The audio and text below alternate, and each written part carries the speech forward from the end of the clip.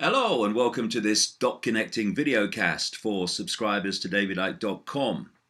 Well, the dots I'm connecting today take us from President Bush through President Obama to President Trump and his current obsession, along with his administration in general, and Israel and Saudi Arabia and all the usual suspects, his obsession with Iran.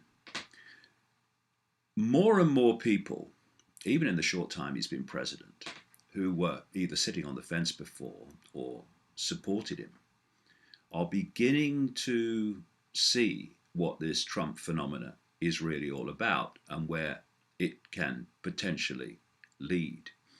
And this is not least because as the days pass, what is happening is increasingly in letters 10 foot high.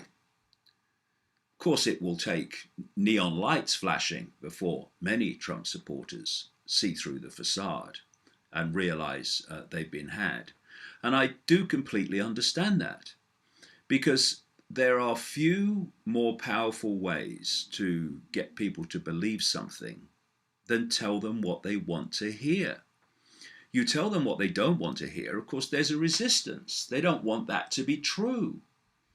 So they find reasons to reject it. But you tell them what they want to hear, and they're obviously vastly more likely to accept it, absorb it, and see it as real.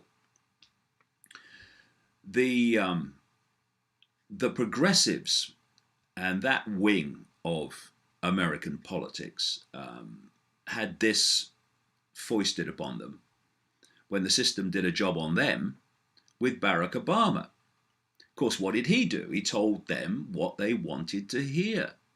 And then when he got into office, he spent 8 years doing nothing like what he said he would do. In fact, continuing, not least in the Middle East, the policies of Bush. And now with Trump, they've done a similar job on the other wing of American politics by telling them what they want to hear.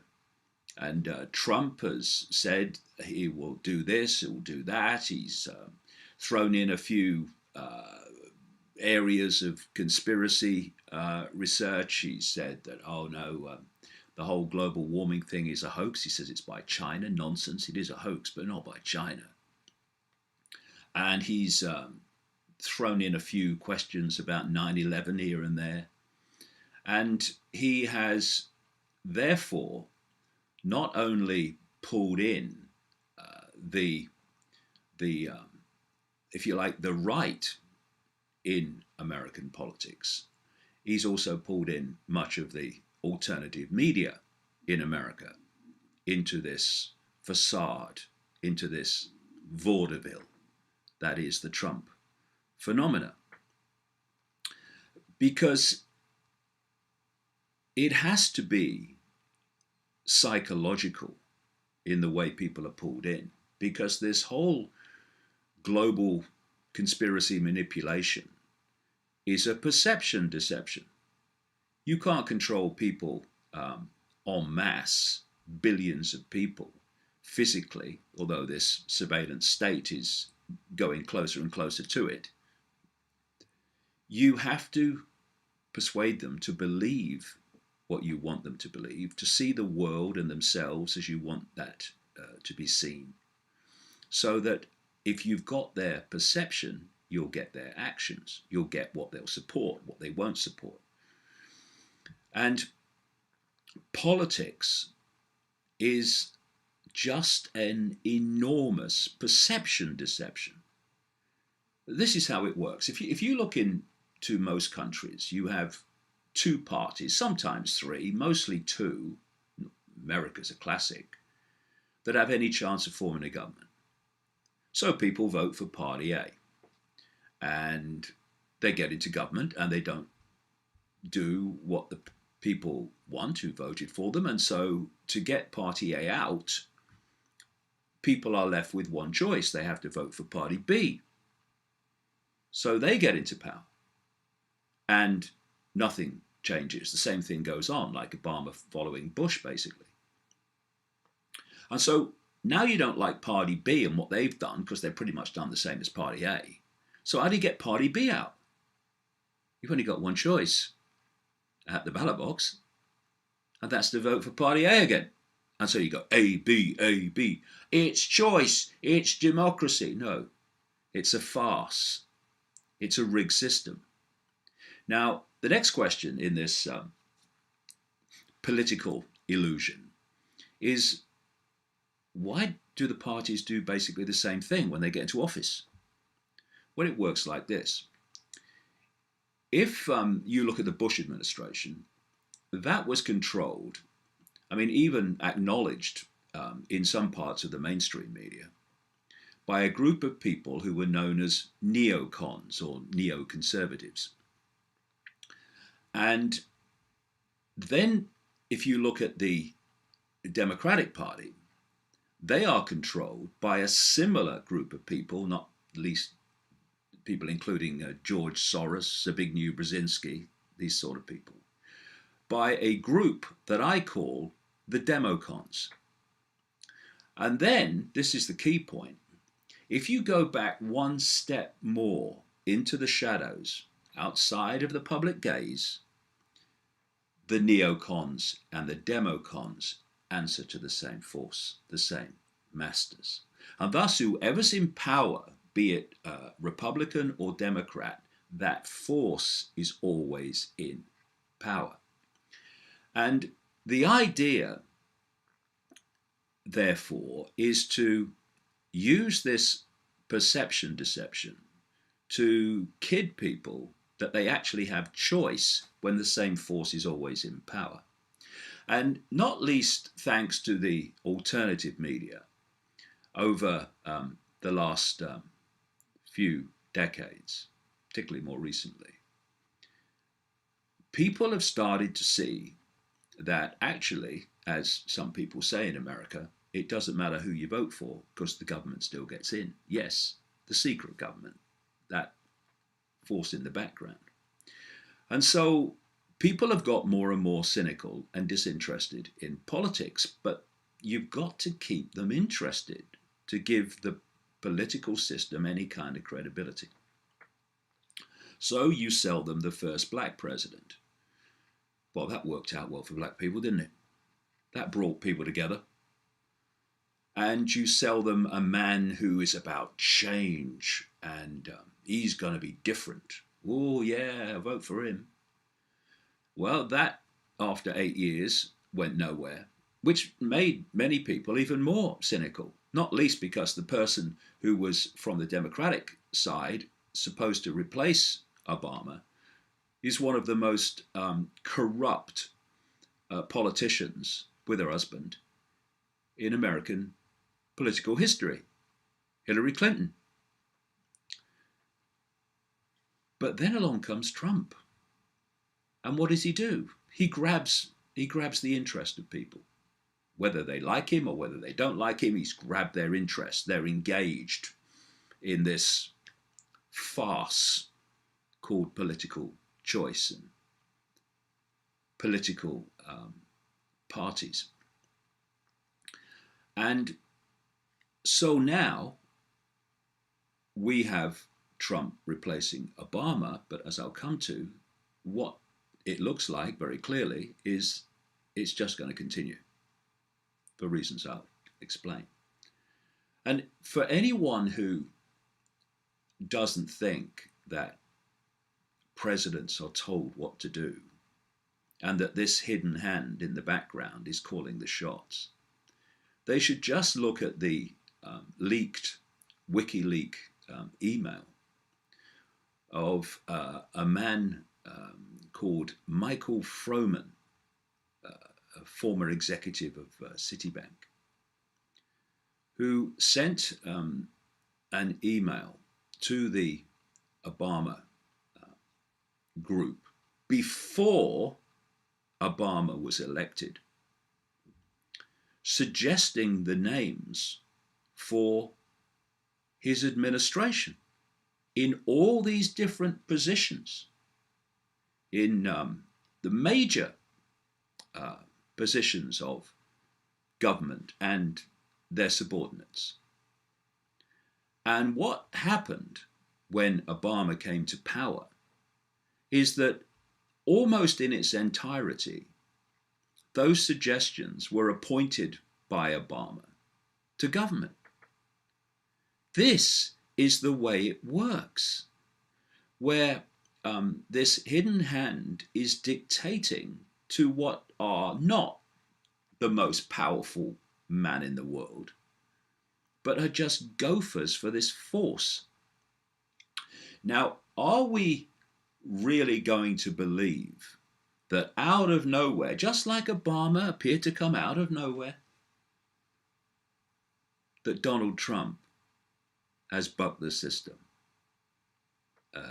Hello. Of course, trying to sell Clinton as something different was basically an impossibility. You only look at Clinton and you see system, you see business as usual. And the idea is to sell to people that this new president is not business as usual, while they are business as usual. And so Trump has told people what they wanted to hear. He's told the alternative media in America what they wanted to hear. And so many people have bought the lie and bought the illusion. And the reason I say that the letters are now 10 foot high is, as I said about Trump all along, don't watch the words, watch the actions. So he has, in this short period, given the American economy to Goldman Sachs. Not only the economy, he's got Goldman Sachs people all the way through his administration, including this guy, Steve Bannon, who is right at his shoulder. And he's talking about scrapping vast amounts of regulation. And I agree. The world is far too fiercely regulated. But there is some regulation that is absolutely essential to stop the 1%, less than 1%, from running frickin' riot, as they did in the lead up to the financial crash in 2008. And these are the areas where Trump is talking about deregulating. Oh, we've got to deregulate to help small business. Yes, small business, medium-sized business is being drowned in regulation all over the world. But that's not what Trump's really talking about. That's the facade. That's telling people what they want to hear again. The real beneficiaries of this deregulation that he says he's going to introduce will be the Goldman Sachs, will be the JP Morgans, will be all these giants that led the world into financial catastrophe in 2008. Why? Because there had been decades and decades and decades of deregulation through Reagan Bush, through Father Bush, and through Clinton that had allowed that free-for-all to happen. And he's talking about tax cuts. Yeah. Tax cuts benefit mostly who? The mega rich. So the idea that Trump is for the working man and the working woman is a nonsense. But that's what the rhetoric says, while the beneficiaries are the very people in the swamp that he says he was going to drain. Then he hands civilian posts as head of the Pentagon, head of Homeland Security, and his national security advisor to military people. I mean, the very idea of putting a military person in charge of Homeland Security is outrageous. And then you realize that there is another common theme, that these military people like Mad Dog Mattis in the Pentagon, Defense Secretary and the National Security Advisor, Michael Flynn, are fiercely opposing and demonizing Iran. This is what Trump has been doing. Then you look at Israel, which in so many ways owns Trump. And they have started this rhetoric and demonization of Iran. Netanyahu was doing it in London when he met the British Prime Minister this week. And of course, Saudi Arabia, who is a truly fundamental opponent and hater of Iran, is in there as well.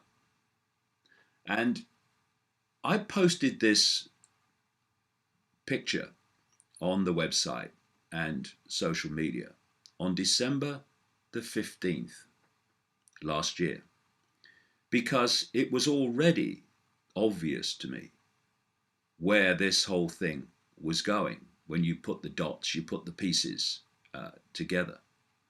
And so since Trump came into office, the mantra has been Iran, Iran, Iran, Iran. And there's a reason for that. Let's go back to the time just before Boy George Bush came to power. This neocon group that came to power a few months later with Bush were behind an organization called the Project for the New American Century. And they produced a document in September 2000 listing a series of countries that they wanted the United States to regime change in what they called multiple theater wars. And these countries included Iraq, Libya, Syria, Lebanon, and the biggest prize of all, Iran. They also called for regime change in China. That'll be fun. And when they came to power with Bush, this policy was instigated. But of course, how do you justify regime changing in those countries and starting a process of catastrophic intervention in the Middle East? Well, along came 1 year to the month after that document was published, and 9 months after those people who wrote it came to power with Bush, along came 9/11, in which they were able to find the excuse to start ticking off those regime change countries. And ironically, the one they've not yet, at least, targeted, and indeed continue to arm with state-of-the-art weaponry to kill people like Yemenis, Saudi Arabia, was, according to the official story of 9/11, nonsensical as it actually was, they were the country from which the overwhelming majority of the alleged hijackers came from. And yet, when Trump issued his travel ban list, Saudi Arabia was not on it, nor was Qatar, and these other countries that have funded ISIS and can't stand Iran. And if you look at Trump's travel ban countries, all you have to do is replace Lebanon on the Project for the New American Century list of countries for regime change. You have to replace that with Yemen. And Trump's travel ban list is an exact mirror of the countries being targeted by the Project for the New American Century in September 2000.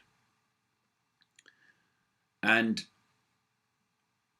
then you look what has happened since that document was published. After Afghanistan, justified by we must get bin Laden because the Taliban's there and he's there,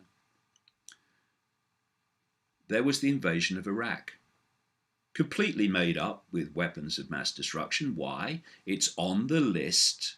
They don't have a reason to invade Iraq, so they made one up. Simple as that. And then the two politicians fronting that up, Boy George Bush and Tony Blair, they were replaced at the time of the invasion of Libya by Obama and David Cameron, the British Prime Minister. Now we've got different politicians from different parties to the other two, but it's the same list. Now we're on to Libya on the Project of the New American Century list. And then where did they go next? Into Syria. Says the former French Foreign Minister Roland Dumas said on French television that he was in London talking to British government officials before the trouble started in Syria with the so-called Arab Spring People's Revolution. And these British officials told him, before anything had happened, that they were going to start something in Syria with rebels against Assad. And this is what has happened in relation to America, or this is what's behind it, as they have picked off these countries on this Project for the New American Century list.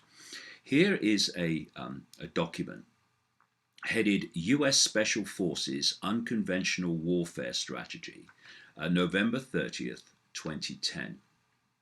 And this isn't the American military process technique for regime changing these countries on that list. This is what it said. Remember, November 2010. The US military's unconventional warfare strategy requires that target state population perceptions are first groomed into accepting an armed insurrection using, quote, propaganda and political and psychological efforts to discredit the government. That's what happened with all these countries that they have been involved in with this Arab Spring. This, they say, will create local and national agitation, helping organize, quote, boycott strikes and other efforts to suggest public discontent before beginning the infiltration of foreign organizers and advisors and foreign propaganda, material, money, weapons, and equipment. Exactly what happened in Libya, exactly what happened in Syria. And it goes on, if retaliation by the target government, in other words, if the government defends itself from your so-called freedom fighter people's revolution, which you've orchestrated and funded and armed, if there's retaliation from the government to that, the resistance can exploit the negative consequences to garner more sympathy and support from the population by emphasizing the sacrifices and hardship the resistance is enduring on behalf of, quote, the people. This is why nothing was said when these Western armed, funded and trained rebels and mercenaries started attacking the regime of Gaddafi. It was only when Gaddafi responded, was only when Assad responded that suddenly he's killing his own people, and the whole psychological game was played out exactly as they said. When? November 2010. 1 month later, after this was published, and of course it would have been in the background, organized long before, we had the start of the Arab Spring with the events in Tunisia. And George Soros and his networks are, of course, behind that, if anyone wants to do a modicum of research. So we have these countries on the Project for the New American Century list being picked off quite demonstrably across different administrations, because that force I talked about earlier in the background is in control of whoever's in power. So that agenda plays out through whoever's in power, or officially so. But then you might say, well, there's a problem with this, because Obama did this nuclear deal with Iran, the big prize of these people. And so everything was honky-dory there. And people said to me at the time, well, where's this Iran thing you were talking about? Because, Obama's done this deal and everything seems fine with Iran. Well, let me go back to another document. It's from 2009, and it was published by a think tank connected to all these networks I'm talking about, and funded by their sources, called the Brookings Institution. And this was a document published in like I say, 2009, and it was called "Which Path to Persia? Options for a New American Strategy Towards Iran." And it said that Iran should be given a, quote, superb offer, only to be intentionally revoked in a manner that portrayed Iran as ungrateful. Anyone notice a connection with current events? This is what the document said. Any military operation against Iran will likely be very unpopular around the world and require the proper international context, both to ensure the logistical support the operation would require and to minimize the blowback from it. The best way to minimize international opprobrium, criticism, censure, and maximize support, however grudging or covert, is to strike only when there is a widespread conviction that the Iranians were given, but then rejected, a superb offer, one so good that only a regime determined to acquire nuclear weapons and acquire them for the wrong reasons would turn it down. Under those circumstances, the United States or Israel, it says, could portray its operations as taken in sorrow, not anger, and at least some in the international community would conclude that the Iranians brought it on themselves by refusing a very good deal. Did I mention it was a perception, deception, the whole thing? Exactly what it is, exactly what this is. So, this superb offer then was produced and negotiated by Obama and other countries, including the European Union, with Iran. And everything seemed fine. But when Trump came to power, it was all very different. He said the deal was basically a disaster and bad for America.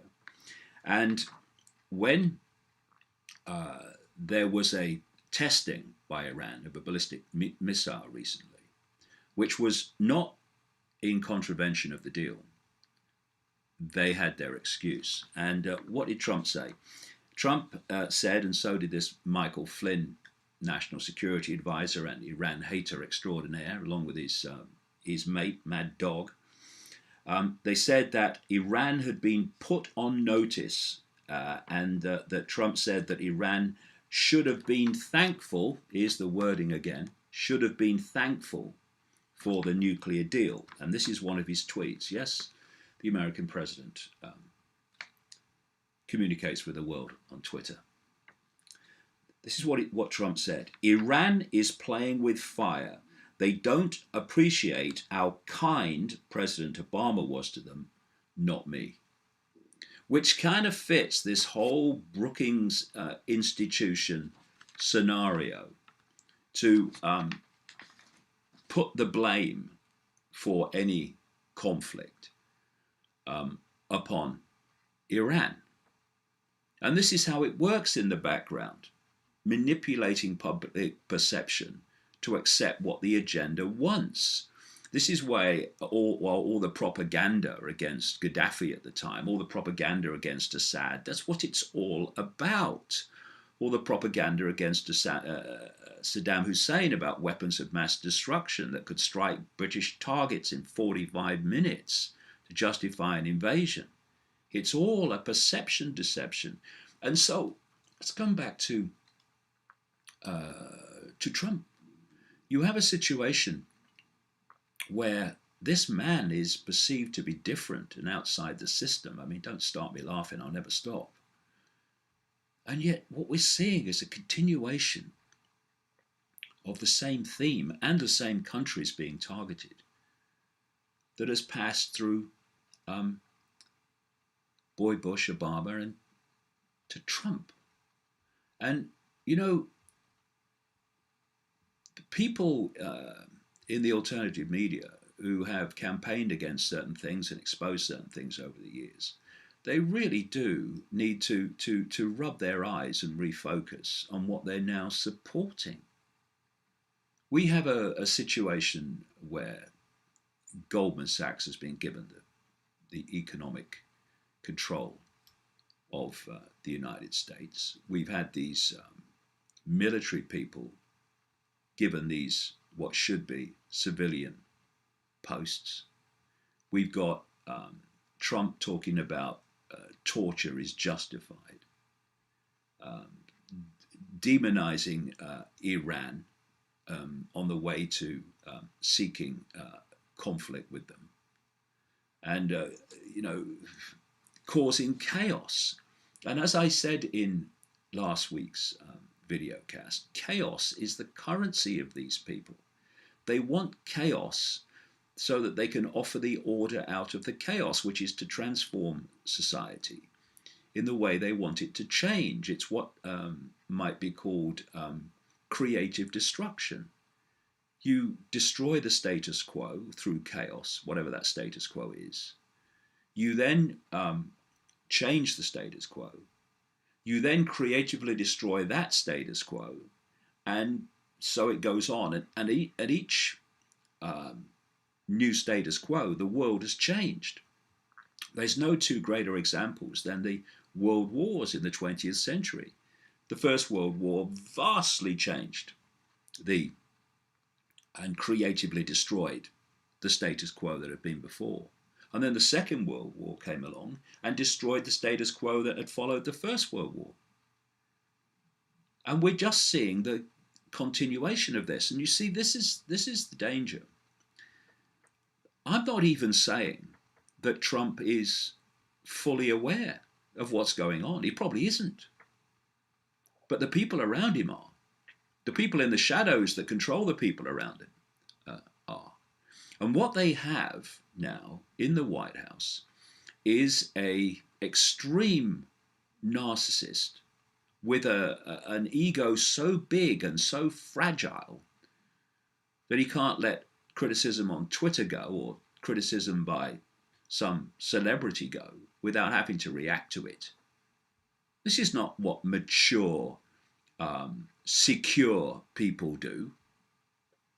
And so because of his lack of awareness of the whole political system, well, he'll have some from his life in business, but I mean really deeply. And because of his narcissistic, egotistical, reactive behavior, the big I am, he is a manipulator's party trick. I mean, if you gave a manipulator a blank sheet of paper and said, describe your ideal person to manipulate, they would draw a picture of Donald Trump. And we need to, those that support Trump need to see this. And those that don't support Trump also need to get informed about how the world really works instead of just reacting to it in this two-party left-right manner. We need to take a step back and see the left-right nonsense as just an irrelevance to anything that's going to change anything. Because that left-right us and them structure mentality is what's holding people in this illusion where nothing changes. And if you look at it, it's like an electrical system where both sides need each other. You know, you've got one polarity, the progressives, and then you've got the other polarity, which are basically now the Trump supporters. And they create, by their resistance, they talk about resistance, well, it is an electrical circuit is made between the two, and the electrical circuit goes on doing this and changes nothing, but creates the very upheaval that the hidden hand wants to justify more and more of the police state and the surveillance state. And that's another thing. When you look at Sessions, not Bush's, Trump's, it could be Bush's involved there. When you look at him as Attorney General and his attitudes to human rights and freedoms, what we're also going to see through this Bush, these are Freudian slips, but they're very apt, because I could have said Trump there, I could have said Bush, and I could have said Obama. Tragically, that's how it works. And we're going to see through this Trump administration also justified by law and order more and more advances of this surveillance state and this police state. Not least now, they have a military man running Homeland Security. So on the day that Bush was, I've said it again, Bush, Obama, Trump, on the day that Trump was elected, I said that it was a primal scream for help by vast numbers of Americans who had been ignored decade after decade.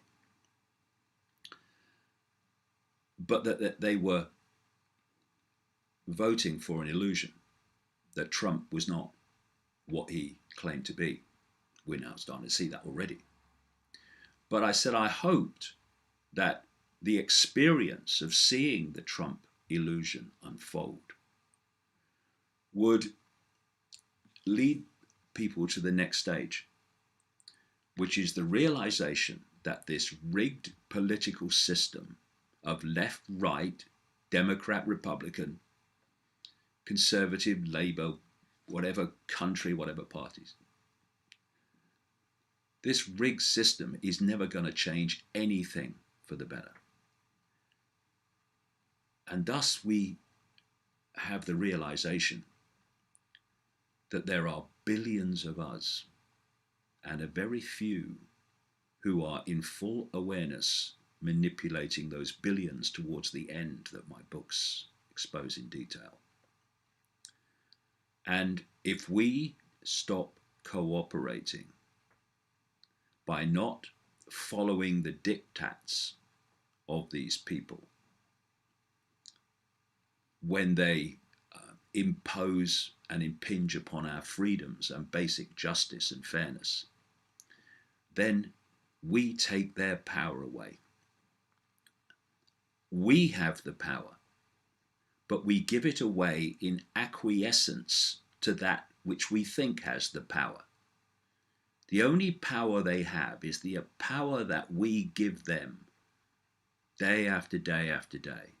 We need to take it back and start saying we're not having it.